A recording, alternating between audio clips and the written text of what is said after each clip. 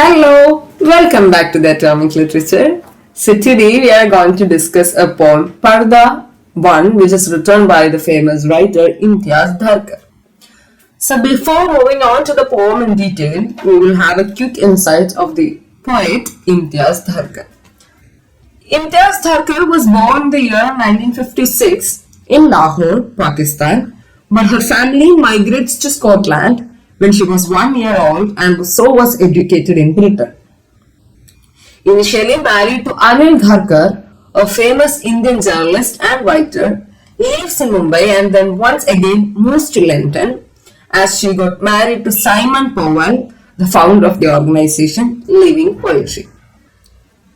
Thus, Dharker has been associated with both the South Asian subcontinent and England, especially Mumbai and Glasgow, and she divided her time between these two worlds. And Lopamudra Basu is in an article in Roshnika Chowdhury's editor work, A History of Indian English Poetry, has devoted a chapter on diasporic women poets and has clubbed Dharker along with Meena Alexander and Sujata Bhatt, as all were born in the 1950s, and all of them have vented out the sense of in-betweenness in their poems as they have all drifted away from their roots and migrated and have adopted new homes. So, in the Roshnika Chowdhury's work, A History of Indian English Poetry, she have also clipped Dharker along with Meena Alexander and Sujata Bhatt, as they all have drifted away from their roots and have migrated to a new place and adopted the new home. So we can then say that thus it is the generation of poets who emerged in the era of 80s and 90s that are known to belong to this postmodern group of poets. Some other noteworthy poets apart from Dharker in this period are Aga Shahid Ali, Salim Piradina, Manohar Shetty and Vikram Seth. Aga Shahid Ali, we have already discussed the poem Postcard from Kashmir. He is also belong to this particular category. Along with these, some notable women poets have carved out a niche for them, like Melody Silgado, Meena Alexander, Sujata Bhatt, Mamta Kalia, Tara Patel, etc. So now we can move on to the poem Purdah. So Purdah was published in the year 1988 and that was her first collection of poems. As the title suggests, the word Purdah means not only a cover to protect the modesty of women, but also a kind of confinement. So basically, we can see Purdah being considered as something to cover the protective modesty of a woman. But it is not only that particular reason, but we can also say that it is a kind of confinement for all the women. So that confinement has been discussed through this poem. Since the Purdah symbolically is associated with Muslim women, one can ask the question whether such a practice is only among the Muslim women. It is not that Purdah is a metaphoric sense that binds women of all communities. Is there a religious justification for such a practice? Can this practice be religiously justified? That is a question which is being raised by this poem Purdah. Do they have any particular justifiable reason to force people or to force the women to wear Purdah in order to protect their modesty? Or whether such a practice has to do anything with the cultural richness of a particular community? Or is it just the notion of women as custodians of the honor and sanctity of a community that has led to the practice of Purdah? So, however, Dharker's first poem in this collection, Purdah 1, brings forth this conflict of Purdah as something that ensures the safety and security of women, and on the other hand, as an enclosure that throttles a woman. So here in this full poem Purdah 1, we can see Purdah which serves as two things. One side on one hand we can say that it is a kind of a security or it is a kind of safety. But on the other hand, It is a chain that ties, that hold tightly the woman, or that throttles a woman. In Purdah 1, she writes, Purdah is a kind of safety. The body finds a place to hide. So it is clearly understood that a woman's body should be hidden, kept under cover. So the piece of cloth used to cover the body of the woman ensures a safe space for a woman and the exclusive space of safety and security. Nevertheless, Dharker critiques the imposition of Purdah as there is no sense of security and safety for a woman. Instead of life changes with the imposition of Purdah. So the women who are wearing Purdah, their entire life has been changed. That is what we can see here. The imposing presence of they who not only know, teach a sense of shame to girls, but also inculcate a sense of sin that we carry between our thighs.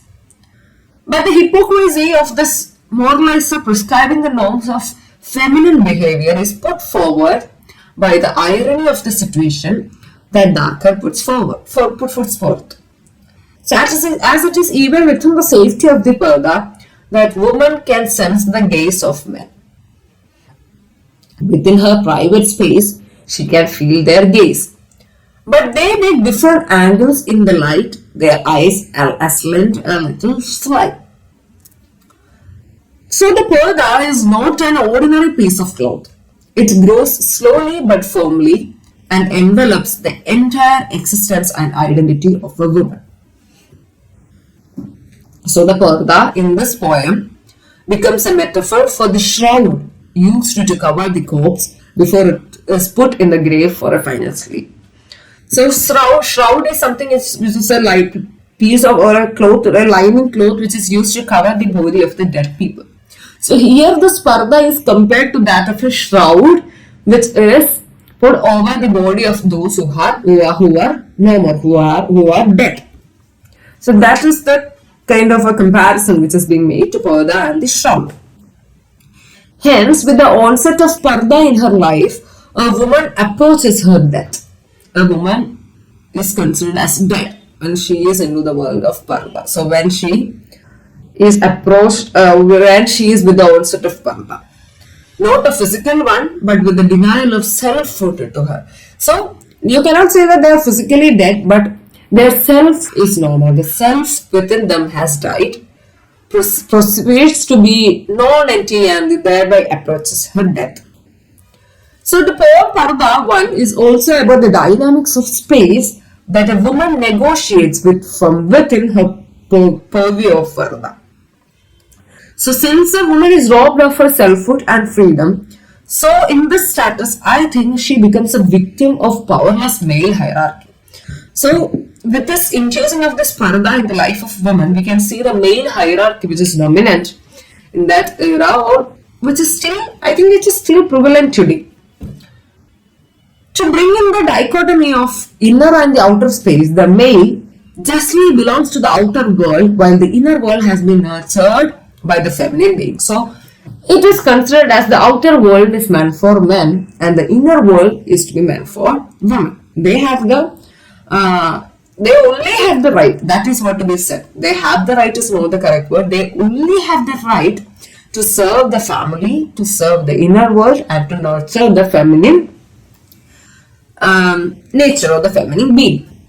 As a woman transgresses to this outer space which is predominantly the male world, she has to do it within the walls of her Purdah. So when it comes to the male Muslim dominated country, or when it comes to the term or the when it comes to the space of Purdah, while a woman has to go out, while a woman has to move out somewhere, or while she has to go somewhere, she has to be in this walls of Purdah. That is something which is very much suffocating. Even though their chances or their freedom is being very neglected, or even their chances or their freedom is very few, even to practice that little freedom, they have several other restrictions. So that is something which is very much suffocating for that people.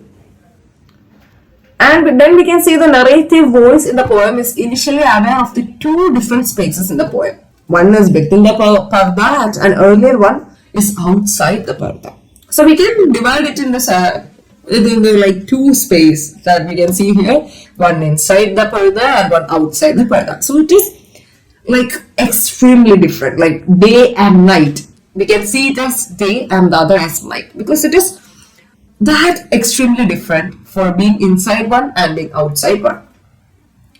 She uses a metaphor of a room to bring out the spatial tension. A night filters inward through our body's walls. The voices speak inside us, echoing in the space we have just left. This awareness, or rather a sense of unease about the all-encompassing Purdah, becomes part of herself, hardly parting away from it. So bringing in the metaphor of a room, Dharker further suggests that it is only when she is within the four corners of room she stands outside herself. So the narrative voice in this poem can relate this experience to all the women who have a similar fate, who are resigned to this fate. So as rightly put by Annama Joseph in her article, The Metamorphosis of the Purdah, so throughout the poem traces an introverted movement. This movement from the center to the periphery is suggested by the lines such as she half remembers things from someone else's life and doors keep opening inward and again inward. So the inward movement as put by Dharker makes her a mere clod of earth put on a coffin or dead body so that there is no way to return from the inward world. So these women are destined to be the victims, and the Purdah we can see the inwardness make them wear not only the Purdah as a piece of cloth, physically worn to cover the body, but also the Purdah of might. We cannot consider it as something which is only physically worn, but also something that locks the mind also. Purdah not only covers the body, but it also covers the minds or the mindset of the woman. Rather than covering, we can say that it locks. It locks or it puts a chain over the minds of the women. Now, there is a dichotomy of two different places that the poet inhabits in her own country and the country into which they have migrated. However, Dharker is also quite candid to expose the corrupt practices of religion, especially institutionalized religion and its conspiracy to make women realize that they are vulnerable. So that is something which is not at all acceptable by the people living out. The religious propriety of the young Haji is put to falsehood as his pink cheeks and startling blue eyes make the initiative move towards the young girl who has come for prayer. So we can see that these Dharker poems all are very relevant in today's India of sectarian violence, intolerance, and religious bigotry.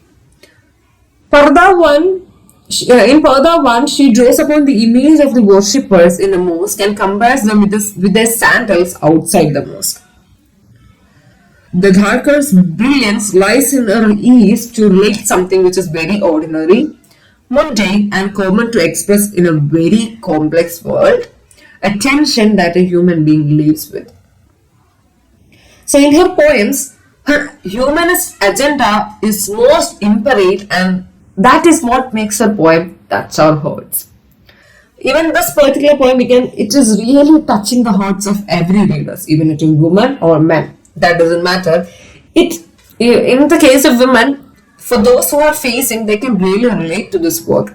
And those who are not even facing, they have empathy towards the women who are facing this.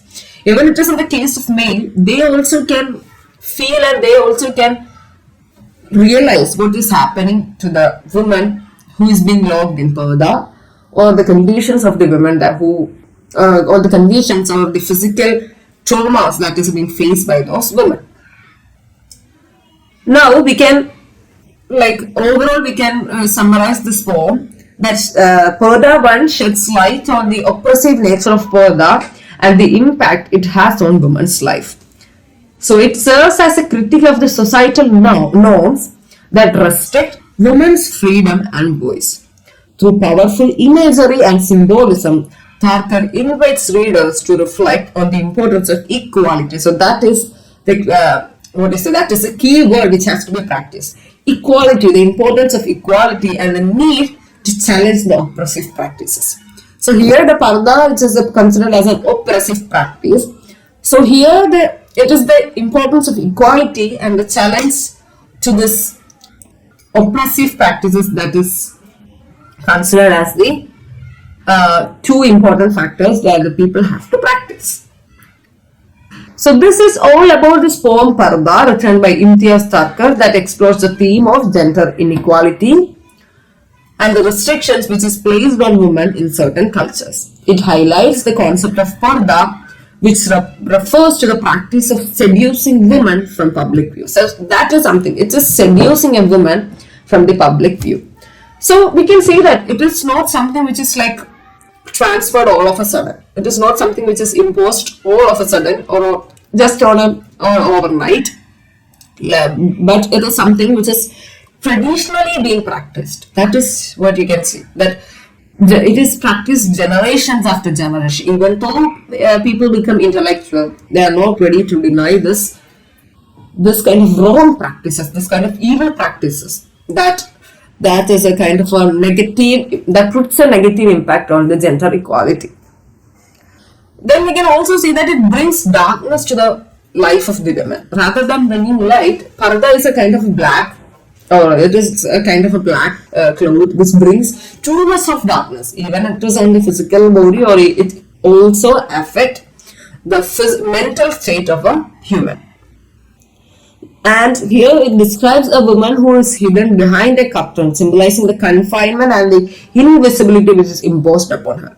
It is described, we can see that woman's confinement is described as a caged bird and a flower who is pressed between the pages of a book.